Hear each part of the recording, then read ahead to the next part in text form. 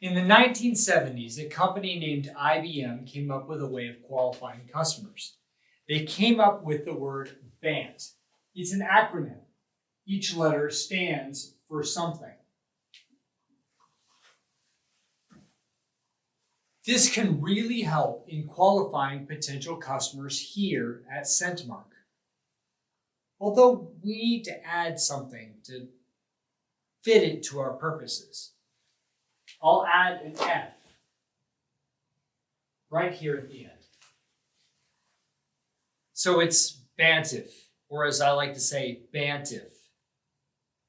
As we go through that acronym, if a customer meets every single point of that qualification process, then they're perfect for our services.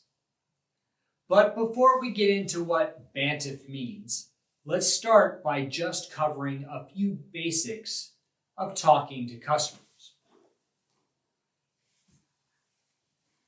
So first of all, let's start off by saying that not every conversation with a potential customer is perfect in its path, as we outline here. There are some customers that you'll talk to and they'll go on for 10 minutes every time you ask a question. They'll tell you everything you'd ever want to know about their situation and much, much more. You might even find out what their favorite color is and what they ate for lunch. But there are other times when a customer might be totally ready for our services, but they just aren't very open to talking to you about their situation. I've seen that it is very important to know what we want to talk with a customer about, but we also need to sound, well, not like we're reading line by line from a script, because every single customer is different and has different needs. Now, you will have a script to act as a guideline for your conversations, but we need to understand that conversations must be more organic and natural than just a robotic, memorized response. We actually have to have conversations with people. That's both a science and an art. Sometime back, I had an employee who liked to use big words that most people just didn't understand. At least once per day, I'd hear him in an exasperated voice tell the customer, "No, I'm not asking you to come and fix my roof. I'm asking if we can fix your roof." He didn't last that long as an employee. And mostly when I talk to him and tell him that his approach just wasn't working, he'd respond to me by saying that it wasn't his fault if the customers just weren't smart enough to understand his vocabulary. Well, actually, it was his responsibility. His job wasn't to show those people that he was smarter than they were, but to have a conversation and to get them to talk with him about their roofing needs. If they couldn't understand what he was trying to talk to them about, well, it was his words that were the problem. He needed to adapt in order to get them to communicate with him. It's kind of like playing a game of tennis, except in tennis, the goal is to make the opponent miss the ball so that you can score a point. But in this case, it's to get them to keep hitting the ball back to you. The goal is to hit the ball back and forth. Information in this paradigm is like that tennis ball. You want to get it to them so that they can, so that they even want to hit it back to you. In fact, there's a saying that God gave us one mouth and two ears, so we should listen twice as much as we speak. That's true in our industry here maybe more than anywhere else, the best marketers spend much more time and energy listening than they do speaking. The customer will tell you about their needs if you step out of the way long enough to listen to them. If you ask open-ended questions, questions that are designed to get them to answer with more detail than just yes or no, then they will tell you more than just one-word answers. Well, let me put it this way. If I ask you if you want to eat dinner, you will say either yes or no. Conversation over. But if I ask you what kind of food you like to eat for dinner, well, then we can talk about your favorite foods, and maybe if you'd like to eat that thing for dinner, it'll be a much longer conversation. Well, that's true in CentiMark's world for sure. Instead of asking if their roof is leaking, for instance, get them to talk about what they do when their roof has leaks. I bet in that answer, they will tell you whether their roof is currently leaking or not. So let's get back to that whole BANT thing. Let's take each part letter by letter. In order for us to send a ready for sales lead, each one of these 5 things needs to be all correct and in line. Of course, this is far more important when a company wants to do an expensive re-roof on their factory versus just repairing a few leaks. I think you'll see what I mean when we're done. Well, at least I hope you do. And if you have questions, feel free to let me know. Starting off, the B in our BANT stands for budget. The potential customer needs to have a project in their budget, or at least they need to know that budgeting for this project is a possibility that they're willing to entertain. I remember when I was once talking to a customer that was in the desert area of California. The person said that the roof of the building that they were in, it had tons of problems. He said, in fact, I can see the sun through giant holes in this roof right now. But my company is out of money and is just trying not to go bankrupt. Now, I felt bad for them. I did. But the fact is that we can't do business when they don't have any money to do business. We just aren't a charity. There are many times that the customer doesn't have the project budgeted at all, but they need to know how much their project is going to cost in order for them to build that budget. We do that often. But the customer has to have a way to end up paying for the project. Otherwise, it's a waste of time. Now, I would advise, in most situations, against you saying, quote, do you have a budget? Maybe some better questions might be, have you already made a plan for doing this project? Or, tell me about your process when you do a project like this. The answer that they give to this question, well, it clarifies a lot of things. But let's move on.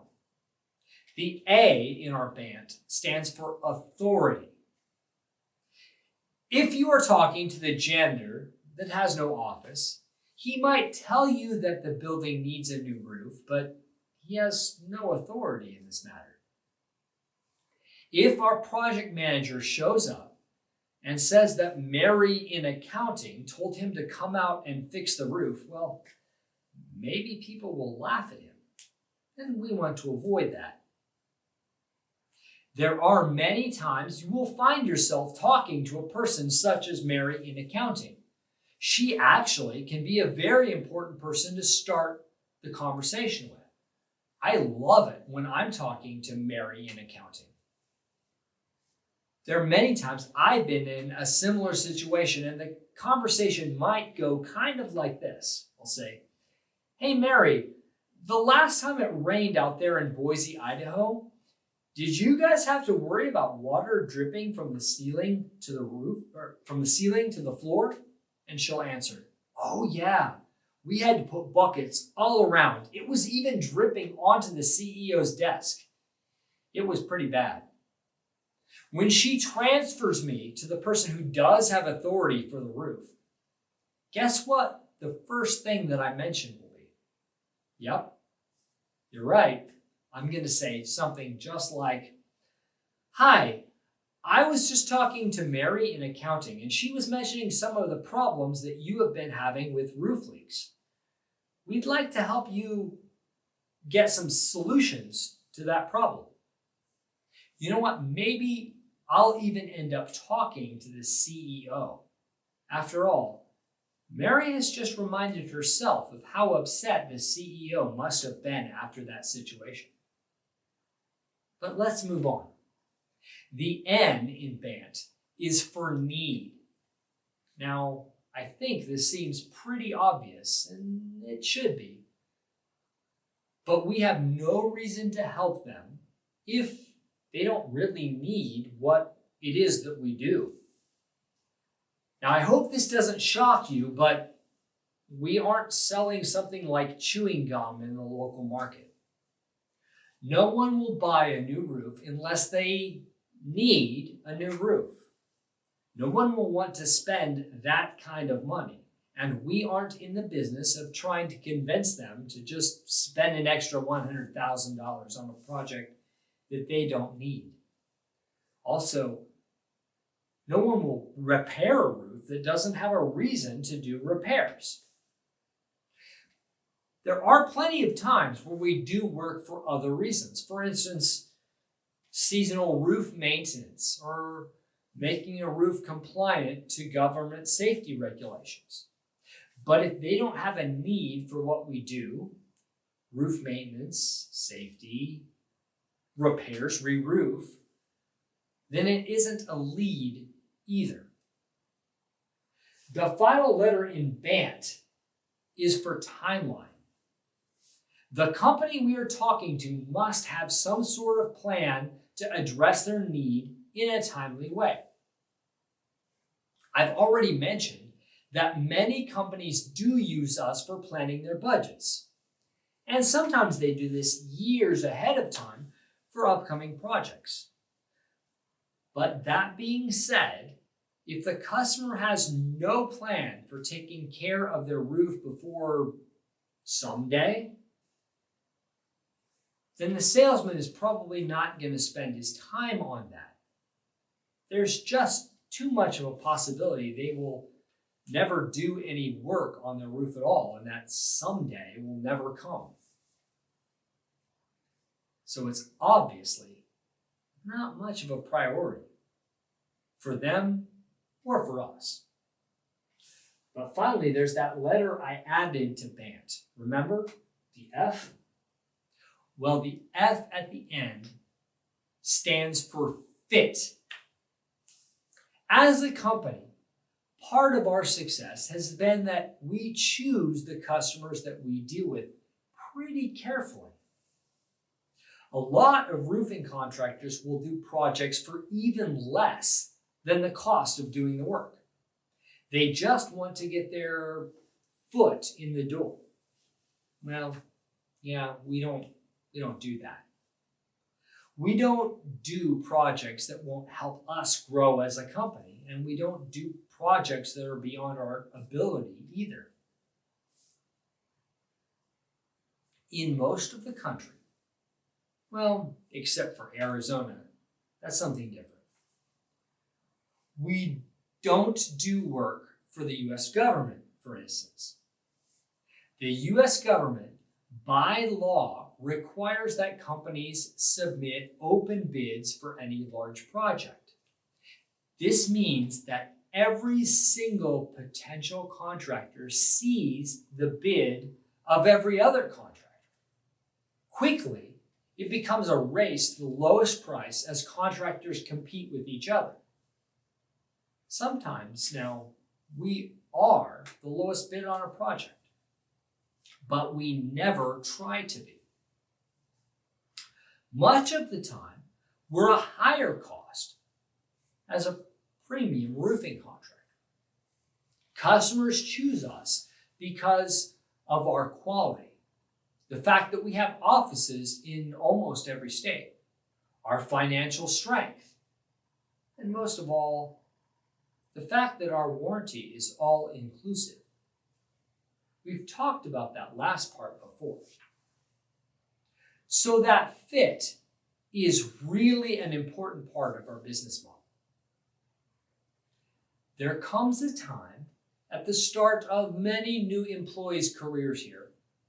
In fact, almost every new employee's career, that a marketer will come to me excited that they found a potential customer. But what they found is something that isn't a fit. This even happened to me a few years ago. I was at a conference for CentiMark, and someone came up to me and said, "Hey, I think that maybe CentiMark could help me quite a bit with my roof." As we talked, I was confused a little bit. I started to wonder if he was talking about a building that had a roof but no walls, kind of like a carport. Now, we do a project like that, but I needed to understand it more first, so I asked a qualifying question. I said, "Tell me, is this building air conditioned?" His response was interesting. He said, "Hey, it's funny that you ask. Last year it was really hot, and I asked my management for an air conditioner. They got me a little window unit. I put in the window, and now it stays cold in there all the time." I thought about it. I said, "Wait, how big is this building?" He said, "Well, it's about 10 feet by 10 feet. In other words, smaller than the office I'm in right now. And we're happy to do a project, but essentially it doesn't make sense for us to do a project that's the size of a room. For us to bring out a crane and work crews to do that project would end up costing that customer over 10 times what he could pay just a few workers to help him with. That project was just not a good fit for us or for him and his need.